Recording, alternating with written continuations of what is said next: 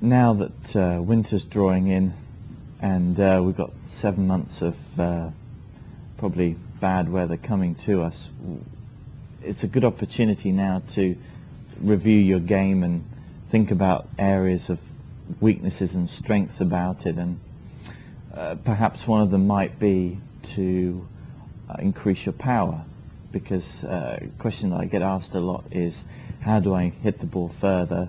I've had a year of playing great golf, but I just feel like I need more distance to my shots. Well, the main reason, the main cause for golfers to lack power is that they don't really use their body as efficiently, or don't know really what the purpose of the body is to a golf swing and the power.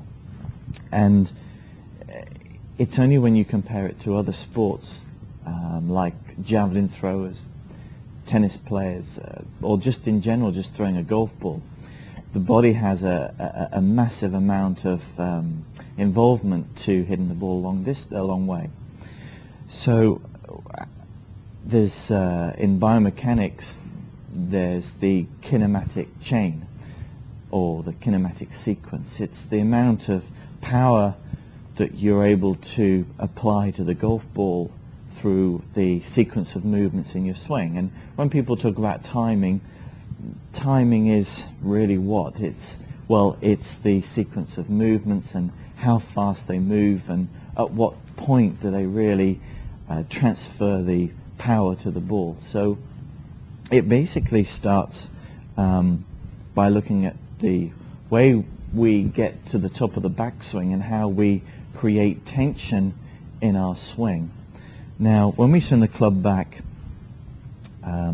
we're looking to take the club away with our body and arms in unison, but then there's like a splitting effect whereby the hips stop turning, the shoulders then continue to turn, and then finally the arms get to the top. So you have this kind of loading effect.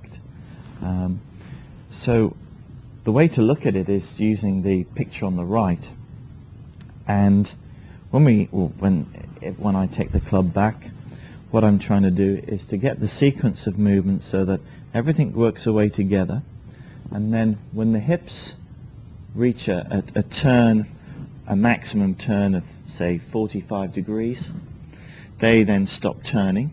The shoulders then turn against the hips there, and then the arms then go up to the top and they try and complete the backswing. Now, this separation of movements create tension in your core, and that tension is what you're trying to apply to the golf shot coming down. So this loading and unloading effect. So we take the club away from the ball and we try and separate the movements in our swing to create power. So it goes away all in one movement.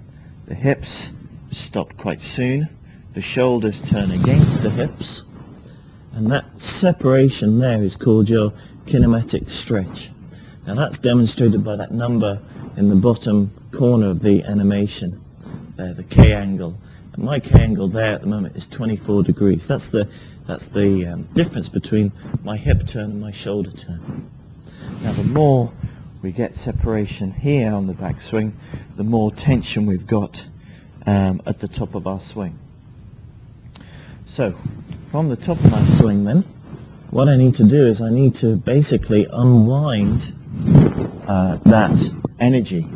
So the way we unwind the energy is by starting with the hips.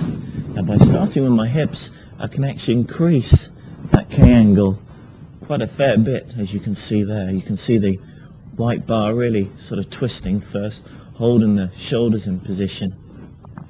And then when the hips have taken up the slack that's been created, I continue to turn and allow my shoulders to unwind. So you can see as I'm coming down, my hips are really pulling round, and they're pulling my shoulders round, which is helping me to hang on to this wrist hinge.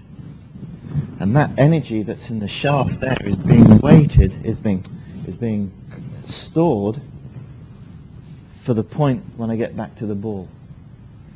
and then from this point here I can then deliver that clip head speed through the releasing action of my